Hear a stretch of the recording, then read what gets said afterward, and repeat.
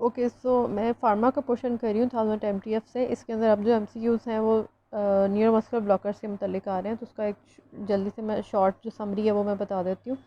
इसमें हमने ये चीज़ याद रखनी है कि ट्रेकियम वर्सेस एट्राक्यूरियम के अंदर जो सिस एट्राक्यूरियम है that is superior to tracrium in 3 ways. एक तो बात यह है कि इसकी जो है पोटेंसी ज़्यादा है, जिसकी वजह से इसकी जो डोज है दैट इज़ 0.15 मिलीग्राम पर केजी कंपेयर टू 0.5 मिलीग्राम पर KG of ट्रेकियम।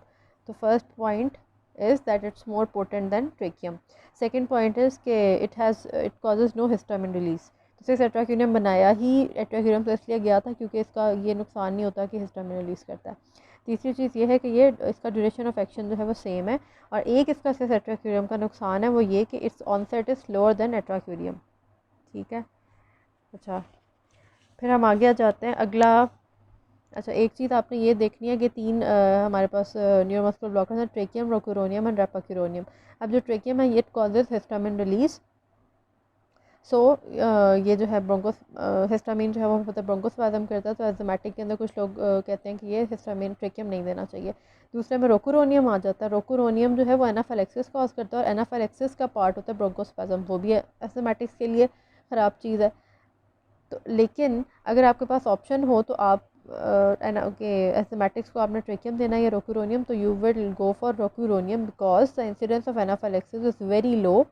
It is 1 in 6500. So, and the third drug related to the topic is rapacuronium. It was taken off the market because it causes fatal bronchospasm. ठीक हो गया। उसके बाद हम आ जाते हैं रोकुरोनियम की डोजेस के ऊपर। सो रोकुरोनियम की जो ED 95 डोज है दैट इज़ 0.3 मिलीग्राम पर केजी। और इस डोज का जो ऑनसेट है वो स्लो है, लेकिन इसकी ड्यूरेशन 15 मिनट्स तक है। तो अगर कभी आपको सिर्फ 15 मिनट्स का कोई प्रोसीजर है, उसके लिए रिलैक्सेशन चाहिए, तो हमारी डोज 0.3 मिलीग्राम पर केजी होगी। फिर आ जाती है 0.6 मिलीग्राम पर केजी। ये इसका जो ऑनसेट है वो 90 to 120 सेकेंड है, यानी कि 1.5 से 2 मिनट। और इसकी जो ड्यूरेशन है वो कहते हैं इंटरमीडिएट ड्यूरेशन है। और जो 0.9 to 1.2 मिलीग्राम पर केजी वाली डोज़ है, ये वो डोज़ है जो RSI के अंदर यूज़ होती है इफ़ सक्स कैन नॉट बी यूज। मतलब अगर सक्स इसी वजह से कॉन्ट्राइंडिकेटेड है और RSI करनी है, तो फिर टोकोरोनियम की जो डोज़ हम यूज़ करेंगे वो 0.9 to 1.2 मिलीग्राम पर केजी है। और इसके जो ऑनसेट ऑफ न्यूरोमस्कुलर ब्लॉकेट है वो 45 to 60 सेकेंड के अंदर हो जाता है। सो हम्म तो इसमें कुछ और चीज़ें, कुछ रैंडम फैक्ट्स हैं ट्रेकियम के मतलब जिस तरह याद रख सकते हैं कि 1 ml ट्रेकियम में 10 मिलीग्राम होते हैं ट्रेकियम के। तो इसी तरह हम याद रख सकते हैं कि ट्रेकियम के 10 आइसोमर्स होते हैं।